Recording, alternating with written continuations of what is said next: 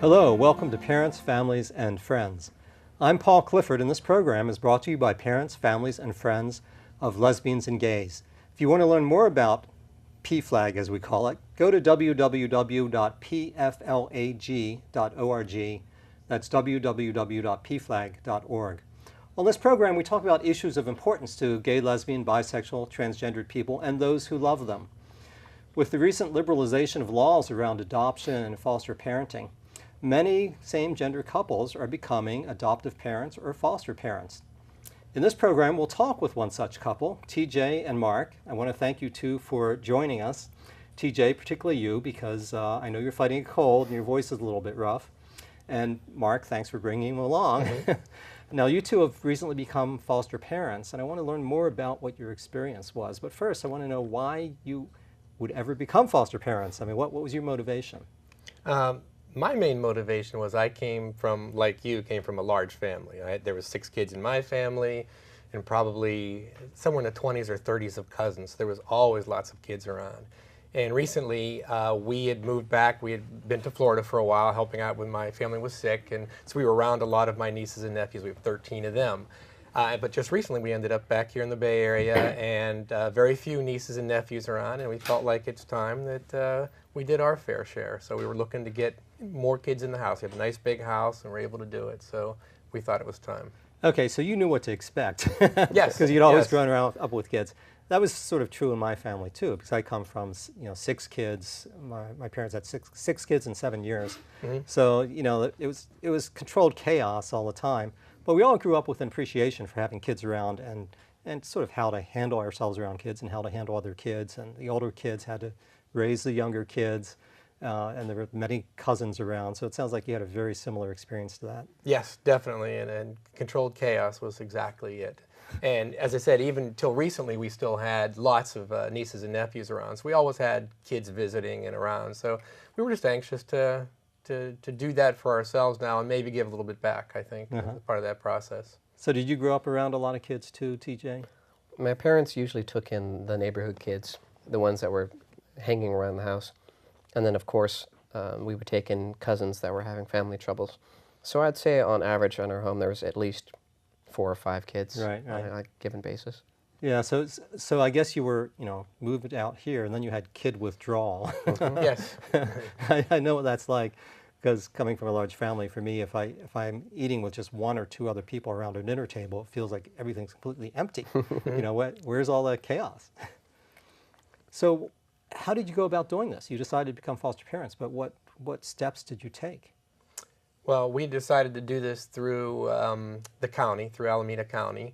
So we checked online and just started, we spent a couple of months, I think, thinking about it and looking at all the different ways. And we were thinking about adoption and thinking about the foster care part of it. And then the idea that we learned eventually with foster care that you can kind of do both, where you sort of foster with the intent of reuniting them with their families if that's what works out, or if it doesn't ultimately work out, that you can adopt. And so we thought we'd try this, what they call the concurrent planning part. So we contacted the county and just started through. They have a very rigorous laid out process that you can follow and get through in just a matter of about 2 months.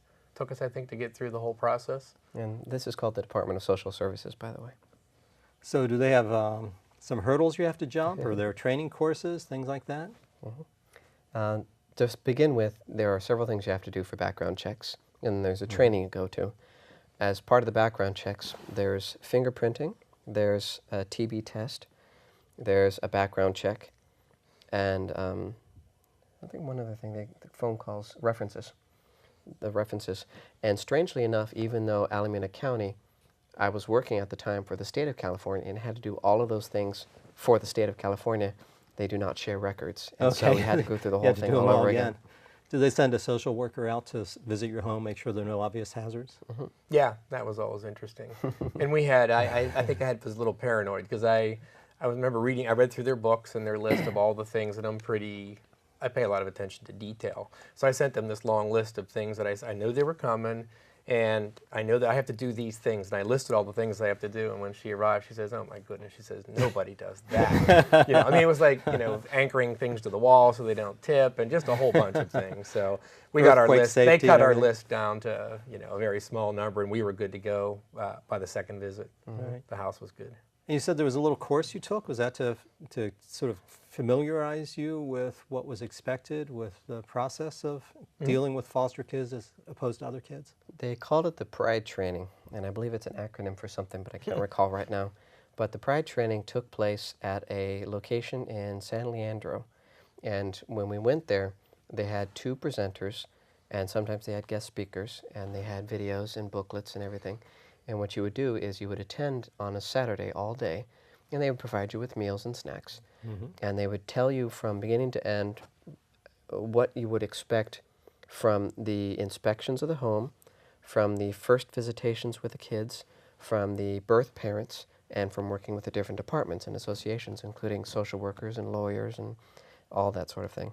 So it was, I don't know, a pre-warning for everything that you could expect. Yeah, it was a lot of information about the logistics and the process, but it was also a lot of information about a whole day spent on what it means for the children to suffer loss and how they'll show loss and how different age children react to loss, and also what the foster parents go through and what with the loss that they experience when they're giving kids back to the birth parents and all. So Right. it was very interesting. They covered the whole range, and I'd have to say, after the fact, since we've already had a placement and been through this, I'd say most of what they told us was pretty accurate. Right. It definitely came to pass. And it helped prepare you. So it was Yes. truly useful. Yes.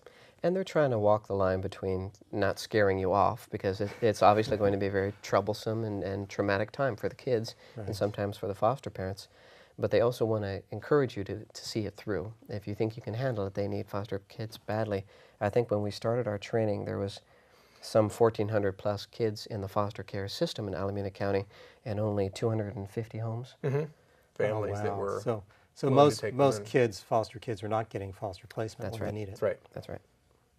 Wow. Yes, they were thrilled when we have a relatively decent sized house, a couple of extra bedrooms, and we ultimately agreed we would take up to a sibling group of like 3, which they said is that they're always anxious to find someone that'll take a sibling group. And we at first said we were first targeted like age 3 to 9 or so. And then at one interview the social worker came out and was asking if we would consider maybe older children, and TJ said, "Oh, sure, we'll take on teenagers. Would you consider taking on pregnant teens? Sure. Those with drug problems? Sure." And then I kept looking like, "All right, is that what we want to do for our first time?" So we ultimately cut back to the 3 to 9-year-olds again, and that worked out well. For your first For experience. the first, yeah. We might take on You'll work, some of the more work challenging. into some of the older kids. Yeah. And it's true that older children often have come with more baggage. Yeah. And it's definitely going to be more work. I think Right. we just need to kind of get our system down, and I think we'll be fine. Right. So you had a placement of what, 2 small kids?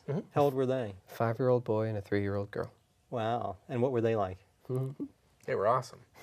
Yeah, they were awesome. Of the one thing that they taught us in the Pride training was they warned us, that the kids will not be very appreciative and that they'll be coming out of a loss and that they'll be resentful, and you're not their savior, you're the part of the problem. And they're not going to like your things and what you're doing for them necessarily. But these 2 were just great. When we just drive into the house, when we picked them up from the placement center, they were telling us it was the best neighborhood they've ever seen, the nicest house. And then we'd fixed up a room for them, with 2 twin beds, all new stuff. And we put a lot of time and effort into making it just right. And they come in and said it was the best bedroom they'd ever seen in their lives. And So they really liked it. Yeah, it was a very good. We got over that hump very fast. Right. Yeah. So how long did you have them? 3.5 weeks. Was that like an earthquake kind of shock for you guys? Oh yeah. Did it really change your lives, or? Yes and no. I mean, like he said, we'd had lots of kids in the house, so we were used to the things that you'd find. For example, things in your house moved to completely different places for no reason. You'd find toothpaste on the walls. You'd walk down the hall and there's one of them standing there in their underwear just for no reason. That kind of stuff. That wasn't the scary part. The harder thing was trying to coordinate our schedules and making sure we had enough daycare for them, and then We have to drive into appointments. You'd have sometimes social workers and lawyers calling you up the day before and wanting to make an appointment with the kids the next day at 4 o'clock, but you've got to work. So that was the hard part. Well, was one of you predominantly the working dad and one the stay-at-home dad, or did you have No, to we were really both juggle? working. Yeah, it was pure juggling. Yeah, I think he had most of the evenings with the kids because Yeah. I was working a lot of evenings. I had the Mondays and Fridays with the kids when we tried to fit most of the social worker visits. And then on the weekends, it sort of alternated. Yeah, he works weekends, and I was off most of those. So it was able to Wow. work out. But we thought we were prepared. You know, we did our best to line all that up, but it was clear. It's a busy we were like schedule, in huh? crisis the second day. Just, we were both knew we needed to be at work or somewhere, and we got kids. No, and it worked out fine. But that was a little bit of a shock to the system. Right. Well, if I know 5-year-olds and 3-year-olds, it's hard to feed them because they have their own ideas of what they like. You know, and the 5-year-old was harder. The 3-year-old would eat just about anything. Yeah. And she was quite happy about it. The 5-year-old was a bit more fussy about meal times. That was more of a struggle. Yeah, and now our freezer is stocked up with chicken nuggets and pizza rolls, and we have Go-Gurt and things I'd never heard of before. Yeah, Well, they knew what they wanted. they did. And they knew all the commercial phrases for them too, like respect the pouch. That sort of thing that comes with a particular drink, that you don't get that drink, you don't get the phrase. That's so funny. Now, were they also in daycare during any of this time, or what did you do about that? It took a couple days to get that arranged, actually. There was with working with the Department of Alameda County, they want you to go through a licensed California licensed daycare center or daycare provider, which could be at a home or it could be at a location like a facility. You can use someone temporarily, like for example, a family member that you trust or someone that you've used for babysitting before, but that's only on a one-case basis. So one of the first projects was doing dozens of phone calls, and a very helpful agency is called the 4 C's, as in the 4-letter C's, and they provide all kinds of references, well, information about who to call. We found one that was only a block and a half away from us. Oh, not bad. And she was quite nice, and so we were able just to walk the kids down in the morning, Yeah.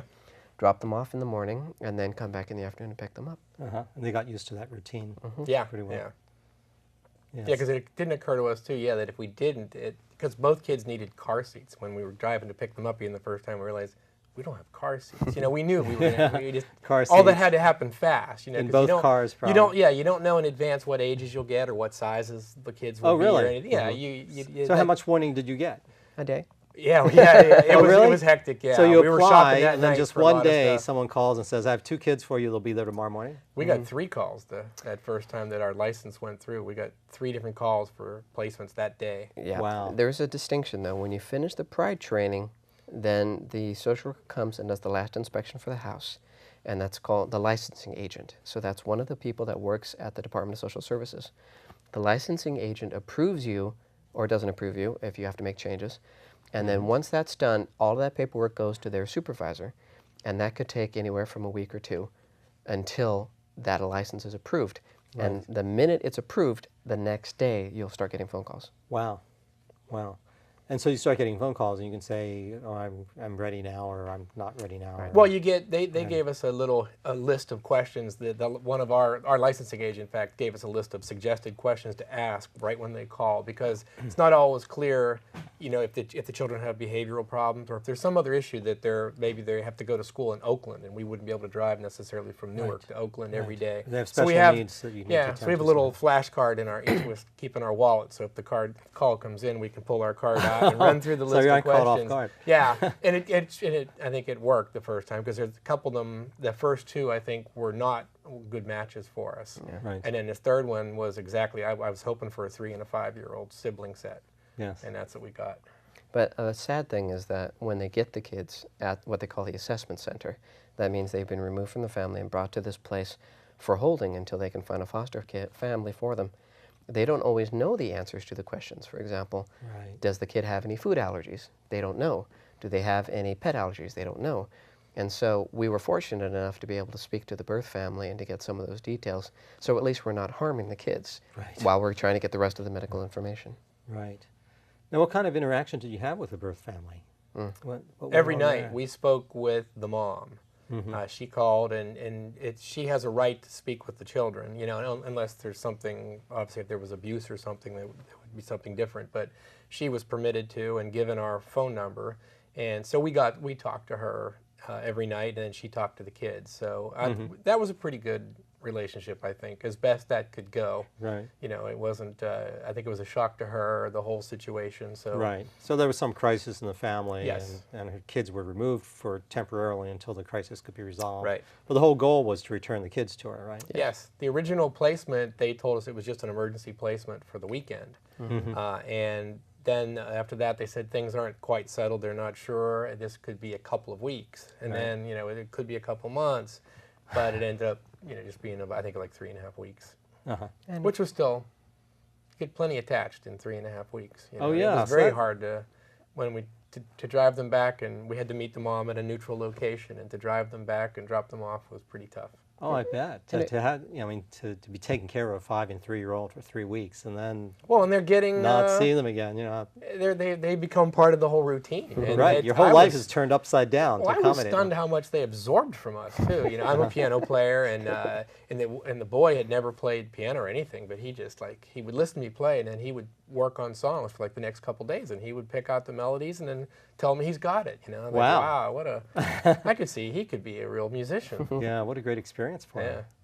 And it was a great experience for the kids that they were able to talk to their mom on a daily basis. It was much harder on the mom because obviously they were removed. She didn't, I think one taken at night and the other one she actually got a chance to say goodbye to. Oh, wow. So if you could imagine what a trauma. a loving, caring parent not being able to speak to their own children for days. Yeah. And that was very traumatic for them. Right. But then once they were with you, then she could talk with them every evening.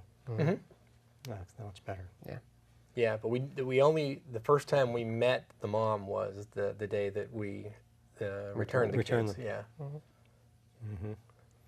Wow. So, of course, you're a gay couple. Did that have any bearing on the foster care process? The training part, they made it very clear to us that it makes no difference on the family that do the fostering, but they said that sometimes the birth parents could have issues, and that will come up in the conversations. But something that they said on counterpoint, if you're a foster parent and you have problems with someone else's orientation, you shouldn't be a foster parent. Right. So it's... Because there are a lot of gay and lesbian kids out there who are foster children. Yes. Yeah. And traditionally, they've had a very hard time because Yes. it's been hard to find foster parents for them. Yeah, we definitely let them know that we'd be willing to take on gay or lesbian, transgendered kids, if that's usually that's going to be probably an older child too that identifies that way necessarily. Right. So, and right now we're still kind of sticking with the younger ones, the younger ones. until we can get Hone your get that skills with completely them. under our belt. So. And that's a surprise that came out during the Pride training, because a lot of these foster parents are doing it out of sense of service or care for the children, is they're surprised that if the child comes with pre-established habits or routines, you're supposed to keep those habits or routines as much as you can. So if they go to a particular playground, if they like a particular activity, also if they go to a particular church or mosque or temple, you're supposed to keep taking them there if you can. Pardon me. Was that important in your case? I mean, did those two kids have, you know, particular habits or needs that you tried to maintain a continuity for? There really wasn't, and I don't know that we had them long enough to have to address that. You know, I think if it had gone a little bit longer, maybe, because they started off. It's clear the kids had been involved in different activities, you know, different sports activities and different, well, mostly sports activities, I think, is what they were clearly not doing anymore, but they told us they had been in all these various classes. So I think ultimately we would have probably tried to put them back into something like that.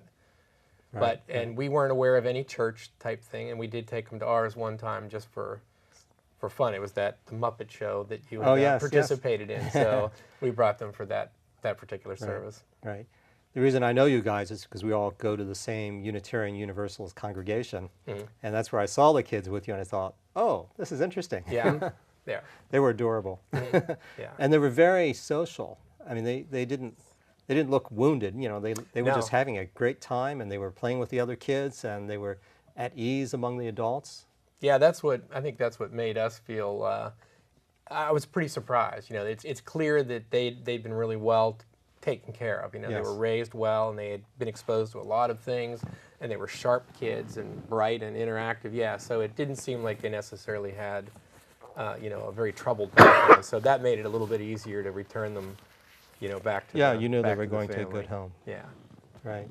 Now, 3-year-olds and 5-year-olds, by the time kids are that age, they usually have firm, fixed notions of what families are. Did they Right. find your family to be different than the one they came from?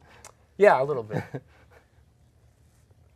No, you're I'm having a hard time confident, you talking. better- Okay. Yeah, we had a lot of questions asked about. We did explain that we were married. We're not actually married. We've been through the commitment ceremony and all, but domestic and they partnered. and they explained. Oh well, that can't be. You know, two guys can't do that. No, like no, it can happen that way. And so it depends on who you love. And so after a while, they got used to that idea, and they were explaining it to each other. But it was still puzzling. There was still some awkward questions for a while when they kept being sort of confused about the master bedroom and who slept there. And it's like, so yeah, it was it was a little bit. It had some awkward moments, but that was So they had to get quickly used over. to that. Were there anything else about, you know, your lifestyle or their house or your habits or TV watching, things like that that were, you know, dissonant with what they thought? No, I don't think so. We kind of let them win. Oh, I see. We watched a lot of, you know, Nickelodeon. It was us that watched a lot of TV that we wouldn't normally watch. We have the benefit of having a lot of animated movies. My fault. So they got to watch a lot of kids' movies. Okay. So that was okay. good for them. I see the picture here. You already had one kid in the household. Yes, that's right. And, right. And we'd had lots of nieces and nephews. So we had a good idea of what age range of movies that they would like. So there was always something available for them. Right. But were you pushovers because you viewed this as sort of a temporary thing? I mean, would it have been different if you had adopted 2 kids? I mean, would your interactions with them have been different? More chores. Hard to say. Well, I think we just learned as the process went on. Yeah, we were pushovers in the first couple of days because they're coming out of something that's troubling too. You know, and you see them in a very You awkward. just want to be so nice when you to them. first meet them, you really kind of want to make them as comfortable and as happy as you can make them. But then they quickly realize they can push some buttons and, you know, take that a little bit further. So I think as we got on, well, the one good thing we learned too is, yeah, I really wish we would have done more chores and things. At one point we discovered that the boy decided he loves to clean. And we hand him a duster, and he would like dust the entire house. Oh, if only you discovered I know, that earlier. we missed weeks of cleaning potential there. And they would do things like if you're working in the office, they would draw little pictures of keyboards and computer monitors and mouse, and they would sit a chair at the side of the desk and pretend to be playing Office. And they just wanted to be around us. They just Right. saw that that's what we were doing. Well, So it they sounds like- started adopting, they started mimicking and doing a lot of things that we do. It was very, They really wanted to emulate you, to the Yes. extent of learning some piano. yes. Yeah. Well, that shows what an impact you can have on kids. And, Yes, in a very short time. and would you have advice to other foster parents? You know, if people who are, people are watching this and they're wondering, wow, I wonder if I could ever become a foster parent. Is there any way you could push them over that hump? Yeah, I think so. I mean, it was just, to me, even those couple of weeks, that whole process we went through with the kids had a huge impact. Far more impact than I could have imagined, for me personally. And I'm definitely looking forward to doing it again, and hope it's, equally as good of an experience. But yeah, it's clear there's a lot of kids that need help. And it's clear that there's a lot of people out there that have the resources that could do this. It doesn't take that much. You do get a lot of help from multiple social workers, and there's a team that are there to support the kid. You really just have to provide the home and the care and the attention, and that's I think a lot of people can do that. It's not that hard. If there's a couple things I would say you should have for any potential foster parent, get your daycare set up early if you can, and sit down and work through your schedules. Because what ended up happening is that, like he was saying before, you'd find out, oh, we're both going to be gone on this day. We didn't realize that because up until now we only had ourselves to worry about. But when you have 2 kids to take care of, it's good to get a daycare set up early in advance. And it's good to have things around the house that appeal to that general age range, like chicken nuggets and Go-Gurts and granola bars and things that they'll eat no matter what. Because one of the common complaints of foster children is that there's nothing to eat in the house. The house is full of food. They just don't Yes. want to eat any Not of the it. kind of food they'd ever seen before. That's right. They told us that in the training, that that's the #1 complaint. They have to go out and investigate is the children will file a complaint that there's absolutely nothing to eat in the home. Right. And they say they go, and of course the refrigerator's full and the cabinets are Yes. full. It's Yes. just nothing Trouble is they want to eat. it's real food. Right. Yeah. Yeah. The other suggestion we have is I think we found it very helpful to have 2 dogs. They loved the dogs, and that sort of that kept them that sort of kept the whole thing, you know, kept everybody entertained. And Had they come from an environment with pets, or was this a new thing for them? They did. They did. They had cats. No, Okay. And no, and I think they recently lost a dog. Right. So it was probably comforting to them to Yes. have the pets. It gives them a neutral third party that they can talk to and be comforted by. Uh-huh. And so whenever Someone they can complain to. And they would. yeah, and Yeah, then- we'd be sitting there, and then you'd hear them talking and explaining it, because we had to sort of listen if there was things that, anything that would reveal what might have happened at the home. You know, prior they were still doing an investigation and all, so we had to kind of keep track of all of that, and I would hear them talking to the dogs and talking, Right. you know, to each other. You know, and it was that was a very interesting part of the whole process too. Bottom line, you would do it again Oh, we will. soon? Yeah, I want to. Yeah. Within a couple of weeks, I'd like to put her name back in the list. Oh, that'd We'd be love great. to have them around for the holidays. Okay. Well, bring them to church so I can see them. Okay. I want to thank you so much, DJ, for joining us. Despite having a little cold, you suffered through it. Thanks so much, and thank you, Mark. And when you do it again, you're gonna have to come back and tell us what it's like. Okay. Thanks so much. And I also want to thank you. Please tune in again.